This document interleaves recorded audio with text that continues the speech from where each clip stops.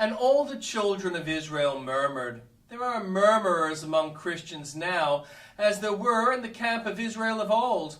There are those who, when the rod falls, cry out against the afflictive dispensation.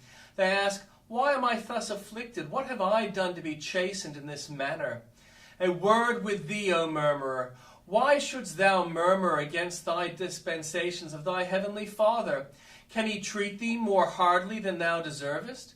Consider what a rebel thou wast once, but he has pardoned thee.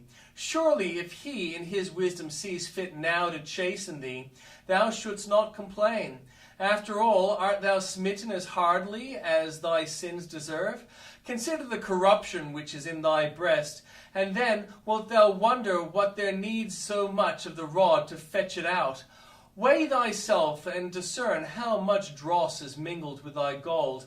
And dost thou think the fire too hot to purge away so much dross as thou hast? Does not that proud, rebellious spirit of thine prove that thy heart is not thoroughly sanctified? Are not those murmuring words contrary to the holy, submissive nature of God's children? Is not the correction needed?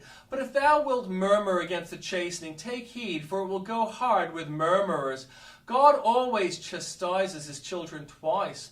If they do not bear the first stroke patiently, but know one thing, he doth not afflict willingly, nor grieve the children of men, all his corrections are sent in love, to purify thee, and to draw thee nearer to himself.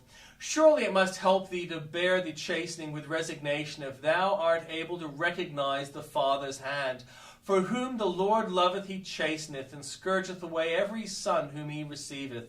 If ye endure chastening, God dealeth with you as with sons. Murmur not, as some of them also murmured, and were destroyed of the destroyer. How precious also are thy thoughts unto me, O God! Divine omniscience affords no comfort to the ungodly mind, but to the child of God it overflows with consolation. God is always thinking upon us, never turns aside his mind from us. He has always before his eyes, and this is precisely as we would have it, for it would be dreadful to exist for a moment beyond the observation of our Heavenly Father. His thoughts are always tender, loving, wise, prudent, far-reaching, and they bring to us countless benefits.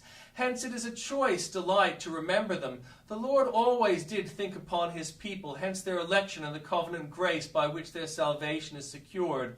He always will think upon them, hence their final perseverance by which they shall be brought safely to their final rest. In all our wanderings, the watchful glance of the eternal watcher is evermore fixed upon us. We never roam beyond the shepherd's eye. In our sorrows he observes us incessantly, and not a pang escapes him. In our toils he marks all our weariness, and writes in his book all the struggles of his faithful ones. These thoughts of the Lord encompass us in all our paths, and penetrate the innermost region of our being. Not a nerve or tissue, valve or vessel of our bodily organization is uncared for. All the little of our little world are thought upon by the great God. Dear reader, is this precious to you? Then hold to it. Never be led astray by those philosophic fools who preach up an impersonal God and talk of self-existent, self-governing matter. The Lord liveth and thinketh upon us. This is a truth that's too precious for us to be lightly robbed of it.